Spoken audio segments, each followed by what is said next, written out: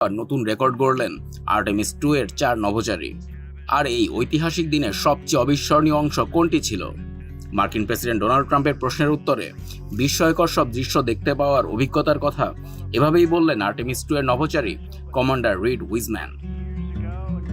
সোমবার গ্রিনিচ মান সময় বিকাল 3:58। পৃথিবী থেকে প্রায় 4,06,771 কিলোমিটার বা 2,52,756 মাইল দূরে চাঁদের পেছন দিকে সবচেয়ে দূরবর্তী জায়গাটিতে পৌঁছান 4 নভোচারী। 1970 সালে অ্যাপোলো 13 এর গড়া রেকর্ড ভেঙে দেন তারা। এই রেকর্ড গড়ার পথেই ঘটে সেই রুদ্ধশ্বাস ব্ল্যাকআউট। চাঁদের উল্টো পিঠে চলে যাওয়ার প্রায় 40 মিনিট পৃথিবীর সাথে সব যোগাযোগ বিচ্ছিন্ন ছিল।